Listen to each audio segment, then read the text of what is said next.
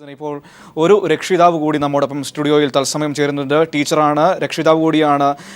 ബിജി അല്ലേ? ടീച്ചർ, എന്താണ് കഴിഞ്ഞ തവണ സംഭവിച്ചത്? എന്തായിരുന്നു അനുഭവം ഉണ്ടായത്? എൻ്റെ കുട്ടി 5ാം ക്ലാസ് മുതൽ വെളുപ്പിനെ 4 മണിക്ക് എഴുന്നേറ്റ് MBBS പഠിച്ചെന്ന കുട്ടിയാണ്.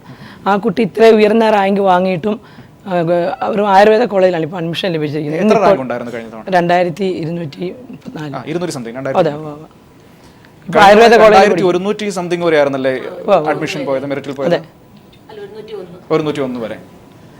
എന്നിട്ട് പിന്നീട് മറ്റു മാർഗങ്ങളിൽ ശ്രമിച്ചു നോക്കി. അതായത് ഞങ്ങൾ പല പ്രാവശ്യം മുഖ്യമന്ത്രി ഉമ്മൻചാണ്ടി സാറിനെയും കൂടാതെ ശിവകുമാർ സാറിനെയും അങ്ങനെ നിരന്തരമായിട്ട് ഞങ്ങൾ ലാസ്റ്റ് ഡേറ്റിൽ 30/9 പോലും കൊടുത്ത നിവേദന റിക്വസ്റ്റ് എൻ്റെ ഇപ്പോഴും ഇരിക്കുന്നു. കാരണം ഏതാനും മണിക്കൂറുകൾ മാത്രം അവശേഷിക്കുക ഞങ്ങൾ അഭ്യർത്ഥിച്ചിരുന്നു. അതായത് ഞങ്ങൾക്ക് 10% സീറ്റെങ്കിലും ഈ പറഞ്ഞ മാനവേണ്ടികൾ ന്യൂനപക്ഷക്കാരുമായിട്ട് ഒരു അഡ്ജസ്റ്റ്മെൻറ്റിൽ ഞങ്ങളെ ഒന്ന് കയറ്റി വിടുന്നതിന് അവരൊന്ന് പിടിച്ചെടുക്കാമായിരുന്നു. കാരണം ഇത്ര ഉയർന്നു വാങ്ങിയ കുട്ടികൾക്ക് ഇത്ര ദാരുണമായ ഒരു അവസ്ഥയിലേക്ക് നീങ്ങിക്കുക. കുട്ടികൾക്കൊന്നും തന്നെ അക്ഷരം പഠിക്കുന്ന വെറും വെറ്റിനറി കോളേജിലാണ്. അവർക്കൊന്നും പഠിക്കാൻ സാധിക്കുന്നില്ല. എന്നെ നിരന്തരമായിട്ട് എന്നെ വിളിക്കും, ആൻറ്റി നമുക്കൊന്ന് പോയി ഉള്ള കാര്യം സംസാരിച്ച് കഴിഞ്ഞാൽ പോലും ഞങ്ങൾക്ക് വല്ല എന്തെങ്കിലും പഠിക്കാൻ സാധിക്കും. അതെ. ഇനിയുണ്ട് കുട്ടികൾ, ധാരാളം കുട്ടികളുണ്ട്. അവർക്ക് ഇന്ന് അറ്റൻഡൻസ് പോകുമെന്ന് പറഞ്ഞുകൊണ്ട് മാത്രമാണ് അവർക്ക് എത്താൻ സാധിക്കാഞ്ഞത്. ഈ മുഖ്യമന്ത്രിയുടെ അടുത്തൊക്കെ പോയിരുന്നല്ലോ നിരന്തരമായിട്ട് ഞങ്ങൾ ആ ഭാഗത്തു നിന്നൊക്കെ ഉണ്ടായ മറുപടി ഇവർക്ക് പറ്റിയതുപോലെ തന്നെയാണോ? എനിക്കറിയില്ല, അല്ലെങ്കിൽ നിങ്ങൾക്ക് ഇതുവരെ അഡ്മിഷൻ കിട്ടിയില്ല എന്നൊക്കെയാണ് ചോദിച്ചത്. അതെ, പാരിപ്പള്ളി മെഡിക്കൽ കോളേജ് ഇതാ വരുന്നു, നിങ്ങൾ ഒന്നുകൊണ്ടും പേടിക്കേണ്ട, നിങ്ങളതുകൊണ്ട് എവിടെയെങ്കിലും ഗവൺമെൻറ് കോളേജിൽ അഡ്മിഷൻ എടുക്കുക. അങ്ങനെയാണ് ഞങ്ങൾ വെറ്റിനറി ആയുർവേദം ഞങ്ങൾ ഓരോ സ്ഥലങ്ങളിൽ അങ്ങനെ അഡ്മിഷൻ എടുത്തത്. പാരിപ്പള്ളി ഇതാ വരുന്നു. ഞങ്ങളിവിടെ MP സാറിൻ്റെ വീട് അവിടെ പോയിരുന്നു. അവിടെ പോയി MOU സൈൻ ചെയ്യുന്നതെല്ലാം റെഡിയാക്കി സ്റ്റേ വെക്കേറ്റ് ചെയ്യിച്ചു. അങ്ങനെ എല്ലാം നമ്മളുടെ ബഹുമാനപ്പെട്ട MP നമ്മളോടൊപ്പം തന്നെ ഉണ്ടായിരുന്നു. പക്ഷേ അതിനുശേഷം നിർഭാഗ്യവശാൽ ഇങ്ങനെ ഒരു അവസ്ഥയിൽ ഞങ്ങൾ എത്തിച്ചേർന്നിരിക്കുകയാണ്. ഞാൻ പറയാം, ഒരു രക്ഷിതാവ് കൂടി നമ്മളൊപ്പം ടെലിഫോണിലുണ്ട്. അബ്ദുൾ റഷീദ് എന്നാണ് അദ്ദേഹത്തിന്റെ പേര്. അബ്ദുൾ റഷീദ്, കേൾക്കാമോ? കേൾക്കാം. താങ്കൾക്ക് എന്താണ് കഴിഞ്ഞ തവണ ഉണ്ടായ അനുഭവം സ്വാശ്രയമായി ബന്ധപ്പെട്ട്? കഴിഞ്ഞ വർഷത്തെ അനുഭവം ഈ വർഷത്തെ അനുഭവം പറയുന്നത്. ഈ വർഷം ആദ്യം തന്നെ ഞാൻ ഈ ഗവൺമെന്റ് അപ്രീഷിയേറ്റ് ചെയ്യണം. ഒരുപാട് കോളേജുകൾ, നമ്മൾ കൂടുതൽ കോളേജുകളെ കരാറിലേക്ക് കൊണ്ടുവന്ന് അതിനെ ഞാൻ അപ്രീഷിയേറ്റ് ചെയ്യുന്നു. അതോടൊപ്പം തന്നെ പറയാനുള്ളത്, അതിനു മുമ്പിലത്തെ വർഷം 2940 റാങ്ക് വരെ വന്നു എന്ന് പറഞ്ഞു. പക്ഷെ ഈ വർഷം ഇത്രയധികം കോളേജുകൾ കൂടിയിട്ടും 2600 അല്ല 2485 റാങ്കാണ് വന്നിരിക്കുന്നത്. 2485 ഞാൻ കഴിഞ്ഞ സ്പോട്ട് അഡ്മിഷനിൽ ലാസ്റ്റ് ക്ലോസ് ചെയ്യുമ്പോൾ തിരുവനന്തപുരത്ത് ഉണ്ടായിരുന്നതാണ്. അപ്പോ 2485 റാങ്കാ വന്നേക്കണം മെറിറ്റില്. അപ്പൊ അതുകൊണ്ട് എത്ര വ്യത്യാസം എന്തുകൊണ്ട് വന്നു? പിന്നെ അടുത്തൊരു ഇഷ്യൂ, ഇന്ന് 400-ൽ പരം സീറ്റുകൾക്ക് ഇന്ന് സ്പോട്ട് അഡ്മിഷൻ നടക്കുകയാണ്. താങ്കൾക്കറിയാലോ. അതിൽ ഒരുപാട് കീമിൽ ക്വാളിഫൈ ചെയ്ത കുട്ടികൾ MBBS സീറ്റ് കിട്ടാതെ, അവർ MBBS സീറ്റ് ലഭിക്കാതെ കഴിഞ്ഞ സ്പോട്ട് അലോട്ട്മെന്റില് അവര് നിർബന്ധിതമായിട്ട് BDS ചേരേണ്ടി വന്നു. ഓക്കെ, ആ കുട്ടികൾക്കൊന്നും പങ്കെടുക്കാനുള്ള അവസരം ഈ ഗവൺമെന്റ് ഈ സ്പോട്ട് അലോട്ട്മെന്റിൽ തന്നില്ല. അത് ഞങ്ങള് ജെയിംസ് കമ്മിറ്റിയായിട്ട് ബന്ധപ്പെട്ടു, സെൻട്രൽ എൻട്രൻസ് എക്സാമിനേഷൻ കമ്മീഷനായിട്ട് ബന്ധപ്പെട്ടു, ഹെൽത്ത് മിനിസ്റ്റർ സെക്രട്ടറിയായിട്ട് ബന്ധപ്പെട്ടു. അത് ആ കുട്ടികൾക്കുള്ള അവസരം 400 പരം സീറ്റുകൾ ഇവിടെ MBBS വിൽക്കുമ്പോൾ തീർച്ചയായിട്ടും നമുക്കറിയാം ഒരു കച്ചവടം, ലേലം വിളിയായിട്ട് നടക്കുന്നത്. പണമുള്ളവർക്ക് മാത്രം 10 ലക്ഷം കൂടുതൽ 10 ലക്ഷം കൊടുക്കാൻ ആർക്ക് കഴിവുണ്ട് അവർക്ക് MBBS ചേരാവുന്ന ഒരു ലേലം വിളിയാണ് ഇപ്പോൾ നടക്കുന്നത്. അവിടെ കഴിവുള്ള കുട്ടികൾ പോയി വേറെ അവസരം ലഭിക്കാതെ ഗവൺമെന്റ് BDS കോളേജിൽ പഠിച്ചുകൊണ്ടിരിക്കുകയാണ്. അവരുടെ MBBS ആ ഒരു മോഹം തന്നെ താങ്കളിലേക്ക് വരാം. എനിക്ക് മറ്റ് അതിഥികളിലേക്ക് കൂടി പോകേണ്ട. അക്ഷര നേരത്തെ ഒരു രക്ഷിതാവൊക്കെ പറഞ്ഞപ്പോൾ അക്ഷരയുടെ സമാനമായ അനുഭവം പറയുകയുണ്ടായി. BDS ഒരു കോഴ്സ് മോശമാണെന്നല്ല നമ്മൾ പറയുന്നത്, എങ്കിൽ പോലും നമ്മൾ മനസ്സിൽ ആഗ്രഹിച്ചു വന്ന, അല്ലെങ്കിൽ ചെറുപ്പം മുതൽ ലക്ഷ്യം വച്ച് വന്ന ഒരു സ്ഥാനമുണ്ടായിരിക്കുമല്ലോ, അത് കിട്ടാതെ പോകുന്നത്. അവരിൽ പലരും പറഞ്ഞ് ഇത്തവണയായിരുന്നെങ്കിൽ അവർക്ക് അവരുദ്ദേശിച്ച അല്ലെങ്കിൽ അക്ഷര ലക്ഷ്യം വെച്ച ആ കോഴ്സിലേക്ക് പഠിക്കാൻ കഴിയുമായിരുന്നു എന്ന്. അതിനെക്കുറിച്ച് എന്താണ് പറയാനുള്ളത്? അത് ഇപ്പോൾ ഈ ഒഫീഷ്യൽസ് തന്നെ ഞങ്ങളെ ഓൾറെഡി പറഞ്ഞു കഴിഞ്ഞു, നിങ്ങളുടെ കുട്ടികൾക്ക് ഭാഗ്യമില്ല, അതിന് ഞങ്ങൾ എന്താ ചെയ്യുക? അപ്പം ഞങ്ങൾക്ക് അത്രേ ഉള്ളൂ. ചിലപ്പോൾ ഞങ്ങളുടെ ഭാഗ്യം ഇല്ലാത്തതുകൊണ്ടായിരിക്കും ഞങ്ങൾ കഴിഞ്ഞ തവണ തന്നെ എഴുതേണ്ടി വന്നത്. അതിപ്പം എന്നുവെച്ചാൽ 1 വർഷം 2 വർഷം കഷ്ടപ്പെട്ടിരുന്ന് പഠിച്ചിട്ട് ഒരാളുടെ ലൈഫിൽ ഉണ്ടാവുന്നതാണ്. ഇത്രയും കഷ്ടപ്പെട്ട് പഠിച്ചിട്ടാണ് ഈ റാങ്കിലോട്ട് എത്തുന്നത്. ആരും മോശമായതുകൊണ്ടൊന്നും അല്ല, അവർ ആ ഒരു സമയത്ത് അവരുടെ ഒരു ഇതുകൊണ്ടാണ് ഇത്തിരി ഫ്ലക്ച്വേഷൻസ് അവിടെ വരുന്നത്. എന്നിട്ട് പോലും ഞങ്ങൾ ഇത്രയും കഷ്ടപ്പെട്ട് ഞങ്ങൾ പഠിച്ച് ഞങ്ങൾ നേടി റാങ്ക് വന്നിട്ട് ഞങ്ങളുടെ മോഹം എന്നുവെച്ചാൽ ഞങ്ങൾ അതിന് വർക്കും ചെയ്ത് ഞങ്ങൾക്ക് കിട്ടുകയും ചെയ്തു. അർഹതയുള്ള ഞങ്ങളെപ്പോലെ എത്രയോ കുട്ടികൾക്ക് അത് തരാതെ ആ സീറ്റ് മൊത്തം ഇരുന്ന് മാനേജ്മെന്റ് ഇരുന്ന് അവർക്ക് ലാഭം ഉണ്ടാക്കാനായിട്ട് അവർ 50% അവരുടെ സീറ്റ്സ് അവർ പണ്ട് തൊട്ടേ അങ്ങനെയാണ്. അത് നമ്മളൊന്നും പറയുന്നില്ല. പക്ഷെ ഗവൺമെന്റിന് അവകാശപ്പെട്ട ആ 50 സീറ്റ്സ് അവിടെ അക്ഷര നമ്മൾ മനസ്സിലാക്കേണ്ട ഒരു കാര്യമുണ്ട്. അതായത് ഇത്തവണ പ്രത്യക്ഷത്തിൽ നമുക്ക് 65,000 രൂപയുടെ വർധനയുണ്ട്. പക്ഷേ കഴിഞ്ഞ തവണ ആ കച്ചവടത്തിന്റെ മറവിൽ എത്ര രൂപയുടെ വർധനയുണ്ടെന്ന് ആർക്കും അറിഞ്ഞൂടാ. അതാണ് അത് മാത്രമല്ല, പിന്നെ സ്ക്രൂട്ടനിങ് ലിസ്റ്റ് ഇടും ഈ സ്പോട്ട് അഡ്മിഷൻ. ഇപ്പൊ സർ പറഞ്ഞ പോലെ അത് കഴിഞ്ഞ തവണ ഉണ്ടായിട്ടേ ഇല്ല.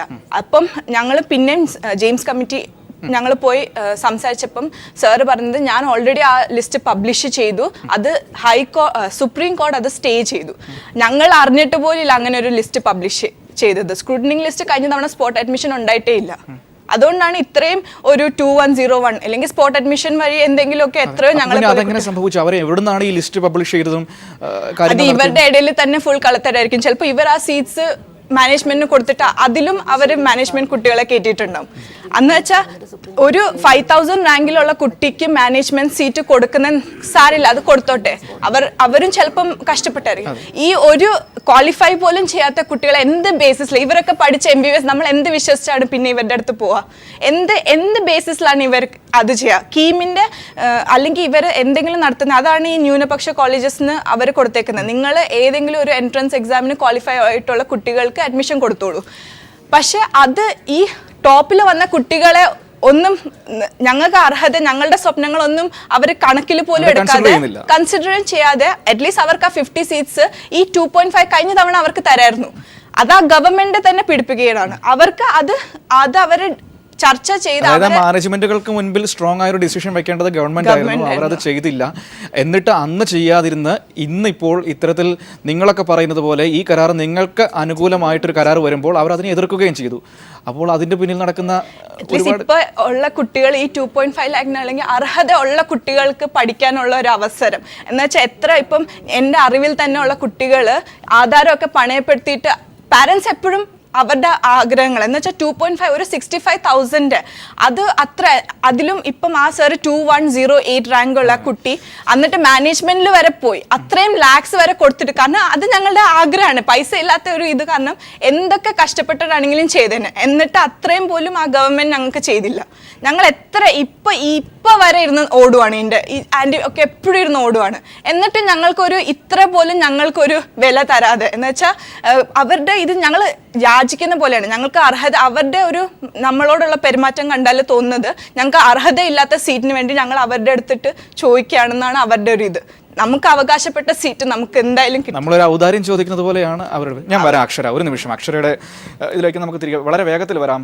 തീർച്ചയായിട്ടും വളരെ നിർണായകമായ വിഷയങ്ങൾ തന്നെയാണ് ഇവിടെ ചർച്ച ചെയ്യുന്നത്. രക്ഷിതാക്കൾ അവർക്കുണ്ടായ ദുരനുഭവങ്ങൾ അടക്കമുള്ള കാര്യങ്ങൾ പറയുമ്പോൾ തീർച്ചയായിട്ടും ചോദ്യം ചെയ്യപ്പെടുന്നത് എന്തിനു വേണ്ടിയാണ് സ്വാശ്രയ സമരം നടത്തിയത്, ആർക്ക് വേണ്ടി, ആരെ ബോധ്യപ്പെടുത്താൻ വേണ്ടിയാണ് ഇത്തരത്തിലുള്ള സമരങ്ങൾ ഇവിടെ നടത്തിയത് എന്ന് തന്നെയാണ്.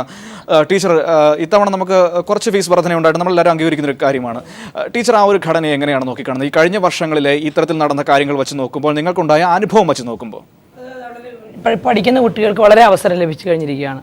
കാരണം 2700ഓളം റാങ്കുകൾക്ക് വരെ അഡ്മിഷനായി എന്നാണ് അറിയാൻ സാധിച്ചത്. അങ്ങനെ വരുമ്പോൾ 2.5 വന്നതുകൊണ്ട് യാതൊരു പ്രശ്നങ്ങളും നേരിടുന്നില്ല ഒരു കുട്ടികളും തന്നെ.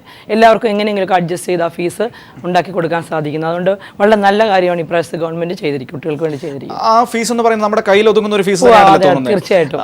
ആർക്കെങ്കിലും ഈ പറയുന്നത് പോലെ അതൊരു വലിയ വർധനയാണ്, അത് ഞങ്ങൾക്ക് താങ്ങാൻ കഴിയില്ല എന്ന തരത്തിലൊരു തോന്നലുണ്ടാകാൻ സാധ്യതയുണ്ടോ? കാരണം അനുഭവങ്ങൾ വെച്ച് നോക്കുമ്പോൾ ഇല്ല. കാരണം ബാങ്കിൽ നിന്നും 2 ലാഖ് വീതം അവർക്ക് കുട്ടികൾക്ക് ലോൺ കൂടി സാങ്ഷൻ ആക്കുന്നതാണ് നമ്മൾ അറിഞ്ഞത്. അങ്ങനെ വെച്ച് നോക്കുകയാണെങ്കിൽ തന്നെ ബാക്കി 50,000 ഉണ്ടാക്കുന്നതിന് വലിയ ബുദ്ധിമുട്ടൊന്നും തന്നെ പേരൻസിന് അനുഭവപ്പെടുന്നില്ല. എല്ലാവരും തന്നെ തയ്യാറാണ്. അപ്പോൾ ടീച്ചർ, തീർച്ചയായും ചേച്ചി, അപ്പോൾ ഈ സമരം ചെയ്യുന്നവർ നമ്മൾ നേരത്തെ സൂചിപ്പിച്ചതാണ്, അതായത് സമരം ചെയ്യുന്നവർ പറയുന്നൊരു കാര്യമുണ്ട്, ഈ സീറ്റുകളുടെ എണ്ണം വർദ്ധിച്ചെന്നുള്ളത് വാസ്തവമാണ്. പക്ഷേ ആ സീറ്റുകൾ നിങ്ങൾക്ക് വർദ്ധിക്കാൻ കാരണം എന്ന് പറയുന്നത് ഈ മാനേജ്മെൻറ്റുകൾ ചോദിച്ച പൈസയ്ക്ക് നിങ്ങൾ അംഗീകരിച്ചത് കൊണ്ടാണ് ഈ സീറ്റ് വർധന നിങ്ങൾക്കുണ്ടായത്.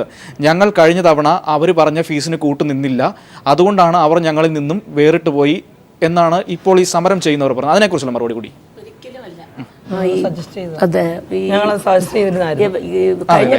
കഴിഞ്ഞ ഗവൺമെന്റ് കംപ്ലീറ്റ് സീറ്റ് മാനേജ്മെൻറ്റിന് വിട്ടുകൊടുത്ത് കോടികൾ സമ്പാദിക്കാൻ അവർക്ക് കൂട്ടുനിന്നു. ഇപ്പോൾ പഠിക്കുന്ന കുട്ടികൾക്ക് അവസരം ഉണ്ടാക്കിയിരിക്കുന്നു ഈ വർഷത്തെ ഗവൺമെൻറ്. 25,000 സാമ്പത്തികമായിട്ട് പിന്നോട്ട് നിൽക്കുന്ന കുട്ടികൾക്ക് സ്കോളർഷിപ്പ് കൊടുക്കുന്നുണ്ട് ഗവൺമെൻറ്. അതുകൊണ്ട് ആ ഒരു 2.5 എന്ന് പറഞ്ഞാൽ വലിയ ബാധ്യതയുള്ള ഫീസല്ല. കഴിഞ്ഞ പ്രാവശ്യം പഠിക്കാൻ കഴിയുന്നവർക്ക് പഠിക്കാൻ കഴിയുന്ന താങ്ങാവുന്ന ഫീസ് തന്നെയാണ്. തീർച്ചയായിട്ടും വളരെയധികം നന്ദി ബിജി ടീച്ചർ, ഒപ്പം തന്നെ ശ്രീമതി ചിത്ര, ഒപ്പം തന്നെ അക്ഷര ഞങ്ങളോട് സംസാരിച്ചതിനും നിങ്ങളുടെ കാര്യങ്ങളൊക്കെ പറഞ്ഞതിനും. സമയപരിമിതിയുണ്ട്, ഒരുപാട് സമയമെടുത്ത് ചർച്ച ചെയ്യേണ്ട വിഷയം തന്നെയാണ് മുന്നിൽ നിൽക്കുന്നത്. പക്ഷേ ഒരുപാട് വാർത്തകൾ മുന്നിൽ വന്ന് നിൽക്കുന്നു. അതുകൊണ്ട് തന്നെ മറ്റു വാർത്തകളിലേക്ക് ഞങ്ങൾക്ക് പോകേണ്ടതുണ്ട്. ഏതായാലും നിങ്ങൾ ഇത്തരം കാര്യങ്ങൾ പറയുമ്പോൾ ഈ സമരം ചെയ്യുന്നവരും പ്രതിഷേധിക്കുന്നവരും ചിന്തിക്കുക എന്തിനു വേണ്ടിയിട്ടാണ് ഇത്തരത്തിലുള്ള കാര്യങ്ങൾ ഇവിടെ നടത്തിയത്. കഴിഞ്ഞ വർഷങ്ങളിൽ ഇവിടെ വിദ്യാർത്ഥികൾക്കും രക്ഷിതാക്കൾക്കും ഉണ്ടായ അനുഭവം എന്താണ്, അത് തുറന്നു പറയാൻ അവർ മുന്നോട്ട് വരിക തന്നെ ചെയ്യും.